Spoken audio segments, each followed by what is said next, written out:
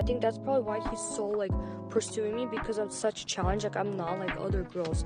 Like, I will literally not talk to him the whole day. I won't text him. I will not call him. This morning, friends and neighbors are remembering 20-year-old Lilia Gajvaronsky, the woman found dead inside a South Seattle home. Former Bothell City Council member James McNeil, who was under investigation for that murder, was due in court for a bail hearing, but as Councilman reports this morning, he didn't show up for the second day in a row. The employee who we are keeping anonymous writes, coming across creepy predators in the dance community is unfortunate, but it can happen to any innocent person, no matter their hustle.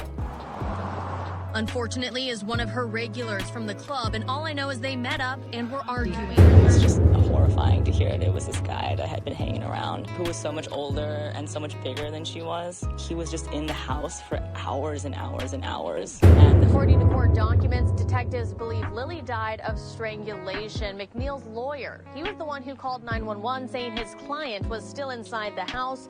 We're still waiting for the King County medical examiner to determine the official cause of death. McNeil is scheduled to appear in court again today.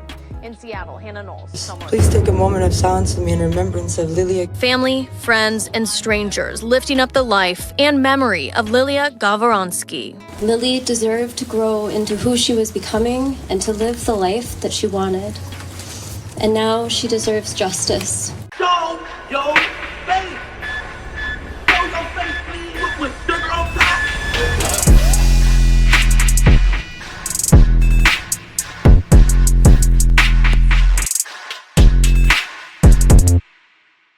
Hey, what's up, y'all? Y'all know my slogan. I don't know it all, but I know what I've been through. Now, before we get into this video, make sure you check us out on Patreon at www.patreon.com/Hookah Anonymous _. You guys been telling us to create one for the longest, so we recently created a community where we will upload videos that we can't share on YouTube due to their guidelines, but we'll also be dropping the latest to there first, behind the scenes information that you wouldn't find anywhere else on our socials. So make sure you become a member, and after you do that, head over to our official Instagram page at Hookah Anonymous _ and follow us there. Now, without further ado, let's get into what you guys came here to see. Now, as y'all know, we like to bring you guys stories to raise awareness on situations happening in everyday life, and today isn't any different. Today we have a story about a 58-year-old former Washington councilman that dissed his family consisting of his wife and kids to splurge money and be with a 20-year-old stripper. And yes, you heard right. When things didn't go right and she decided to break up with the man that was almost 3 times her age, he couldn't take it. So unfortunately, he went on to take her life. Now, judging from this story, right away you could tell that he was manipulative. He knew what he was doing as an older man, where he figured flashing money and fancy things in front of a young woman would win her over, and in fact it did at a point in time. He created a solution to her financial burden and thought that his money and gifts can be in exchange for control over her life.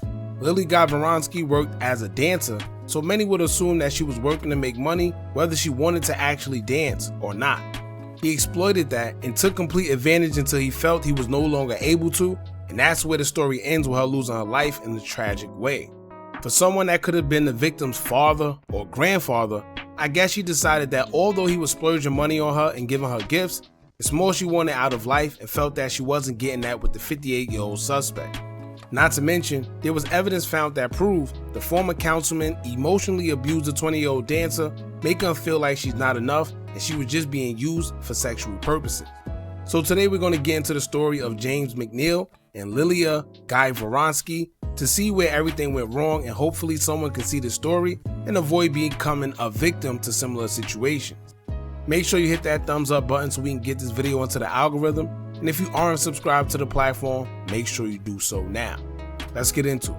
I think because of that challenge, that's why he's still here pursuing me. He's so into me, but like, he's trying to put me in a place where he will have all the access he wants for nothing, you know. But I am not okay with that. So like, I really see he's doing this right now. So he hates the pushback. He always says I challenge him, and he gets so frustrated because it's like he cannot, like, he gets mad with the fact that he can't get away with some of these things, you know. James McNeil served for 2 terms in the city council for the town of Bothell, located in Washington, for 8 years. Before serving as city council, McNeil worked in the construction industry for about 27 years. He had his own business within the industry, but lost it after he was prosecuted for failing to pay his taxes. When he lost re-election for city council back in November of 2023, he left office totally in December of that year. Shortly after that, he lost his family as well.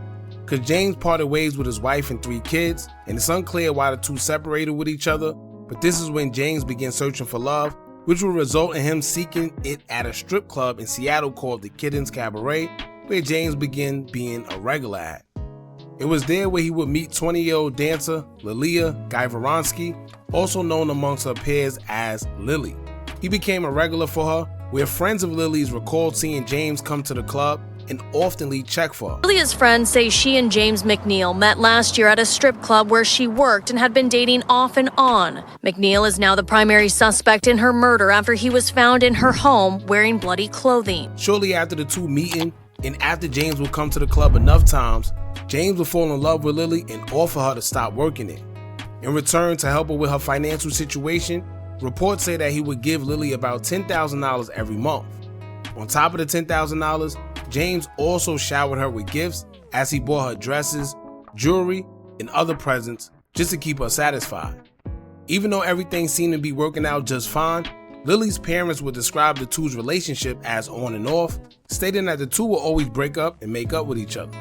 Lily's neighbors said they always felt it was weird seeing the two together, which would make sense being that the 58-year-old man was 6'2", 300 pounds, and Lilia was 5'4", 120 pounds.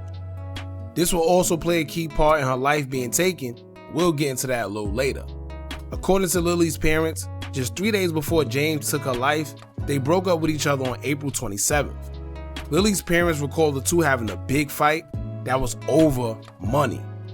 They also mentioned that Lily informed them that James had an annoying tantrum and tried to control her. She also texted her parents that James would be mad for one day, she'll give him the silent treatment, and once he gets lonely, he would desperately start calling her phone and buy her gifts to try to get back on good terms.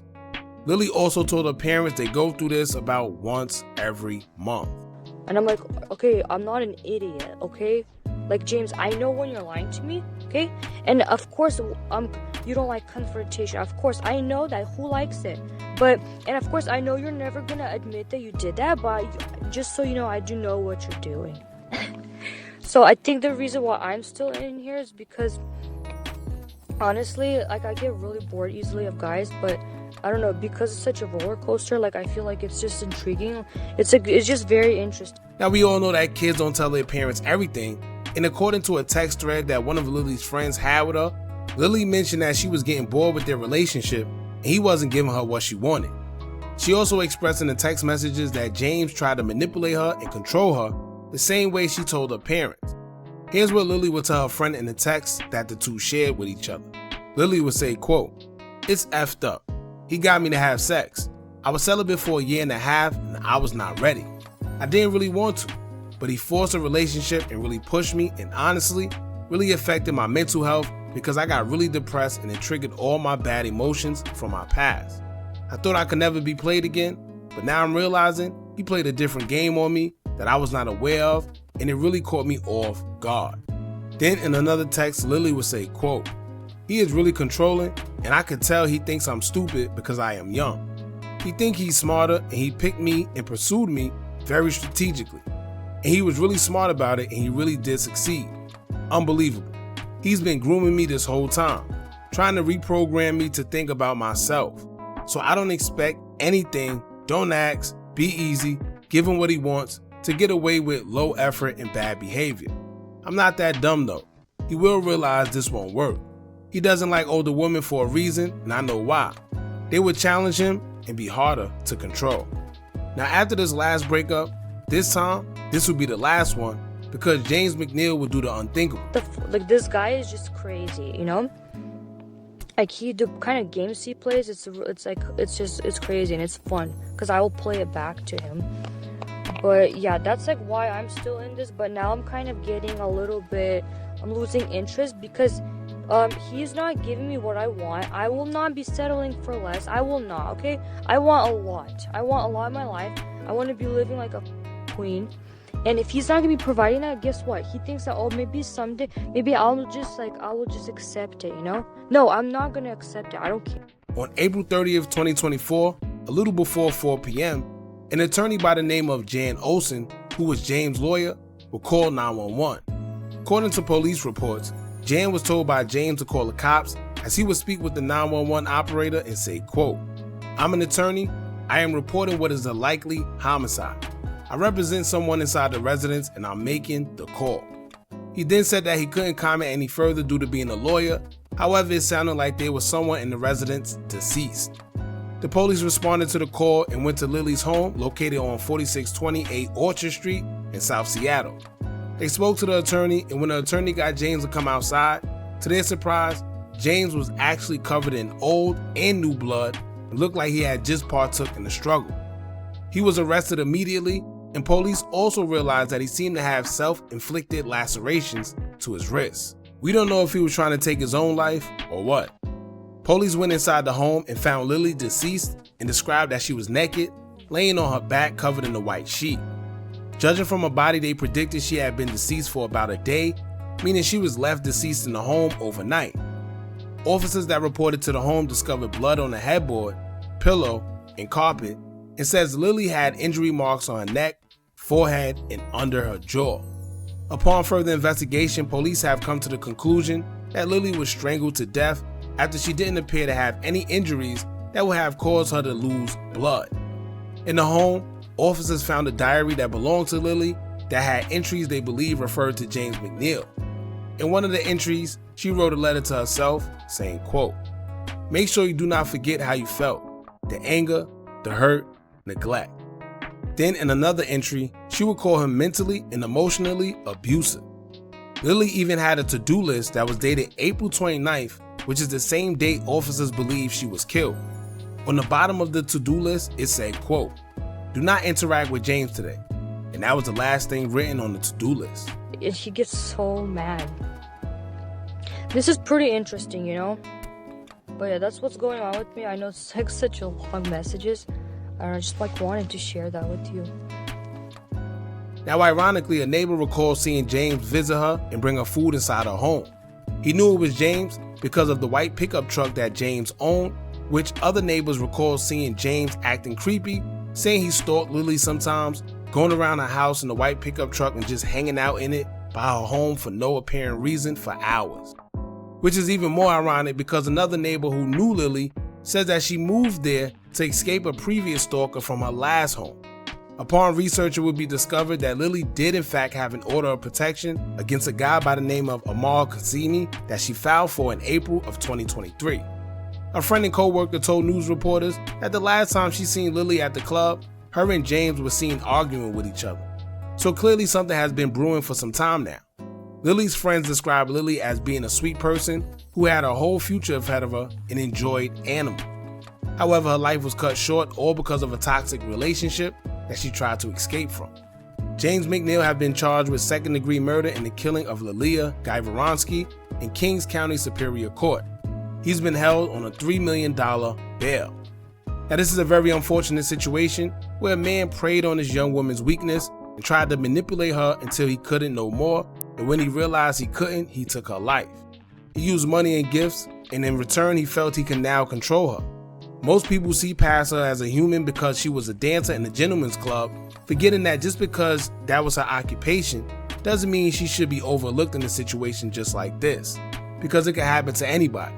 Hopefully this video brought full awareness to the situation where if you're a man or a woman in a toxic relationship, the first time you encounter something that seems like it could get out of hand, don't allow it to continue. Because unfortunately, it can end like it did for Lily, where she's no longer here with us today. Rest in peace to Lily Gajvaronsky, and my condolences go out to her family. Don't forget to like, comment, share, and subscribe. Hit that bell so you're notified every time we drop new content. And remember, as long as you keep on watching, I'ma keep on dropping. And I'm out.